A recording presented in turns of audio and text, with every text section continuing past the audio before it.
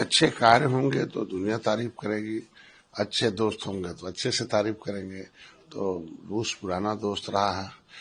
कुछ लोगों की विदेशी, पिछली सरकारों की विदेशी नीति खराब होने की वजह से संबंध खराब थे।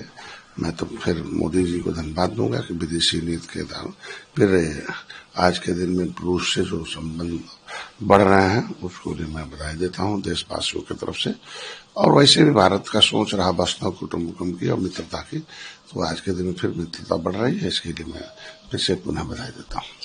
राहुल गांधी, लेकिन इस पर सवाल, वाजपेयी जी हो चाहे मनमोहन सिंह जी हो, उनके समय में भी विपक्ष के नेताओं से मुलाकात की जाती थी, लेकिन अब कथा बदल गई है। तो देखिए, विपक्ष के नेता को, विपक्ष तब मर्यादित हुआ करता था, तो मर्यादित टिप्पणी करता था, मर्यादित राष्ट्र के विकास के लिए बात करता था।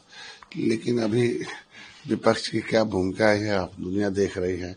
अमर्यादित भाषा, अमर्यादित काम, गैर राष्ट्रकृत काम, तो इसके वजह से हमको लगता है कि भारत की छवि खराब न हो, इसके वजह से लगता है। और सुरक्षा के दृष्टिकोण भी, पहले सुरक्षा का इस तरीके से दुनिया में असुरक्षित नहीं था, अभी सुरक्षा का ज्यादा महत्व बढ़ गया। हमको लगता है कि इस तरह का बयान राहुल गांधी का ठीक नहीं है। पश्चिम बंगाल की मुख्यमंत्री ममता बनर्जी कह रही है कि एसआईआर की वजह से 40 लोगों की मौत हो गई है। 2 लाख रुपए का एक्स ग्रेशिया अमाउंट अनाउंस किया गया। जो हॉस्पिटल में है उनके लिए ये अमाउंट है 1 लाख रुपए, सिर्फ इसलिए राज्य सरकार काम ना कर सके। चुनौती से ठीक 3 महीने पहले एसआईआर लागू कर दी। चुनाव से ठीक 3 महीने पहले एसआईआर लागू किया गया और ये सरकार की एक साजिश बताया, जिस वजह से लोगों की मौत हो रही है, परेशानी में हो रही है। 2003 में भी एसआईआर हुआ था, ऐसा थोड़ी है। मरे हुए आदमी का नाम जब नहीं कटवाएंगे राज्य सरकार, 2 जगह नाम है उसको नहीं कटवाएंगे, कर्मचारी तो राज्य सरकार के अधीन आते हैं ना। तो अगर ये सब अपडेट किए होते तो अभी एसआईआर की क्या जरूरत पड़ती है। आखिर फार्म भरे जा रहे हैं तो गलत तो हो ही रहा है कि तमाम मरे हुए लोगों के नाम पड़े हुए हैं सदियों से, 2 जगह नाम है, 3 जगह नाम है, एड्रेस का पता ही नहीं है। तो ये सब कमियां हैं, इस कमी को तो दुरुस्त करना ही पड़ेगा। अब तो जमाना बदल गया, पहले जमाने में चल जाता था, अब टेक्नोलॉजी और मीडिया है।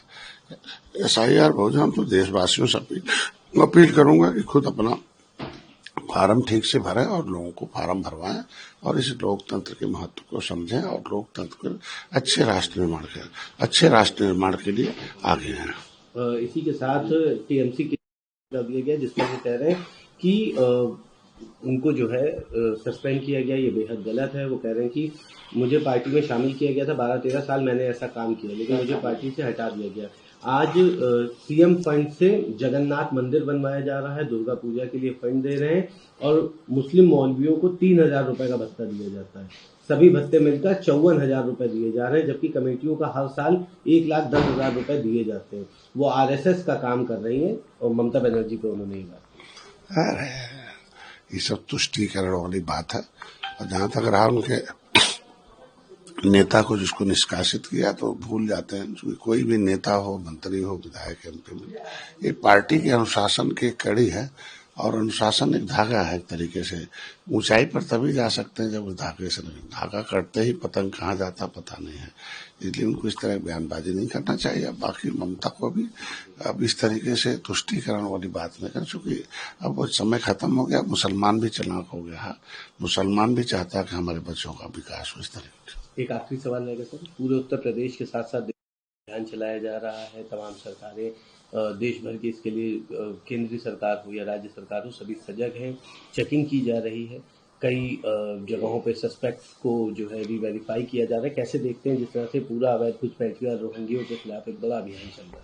देखिए, दुनिया में एक नियम है कि कोई भी किसी एक देश में एक दूसरे देश का नागरिक जाता है तो उसे उस देश के रिकॉर्ड में होना चाहिए किस रूप में हो रहा, कमाने आया है, पर्यटन में आया है, कि किस रूप में आया, पढ़ने आया है।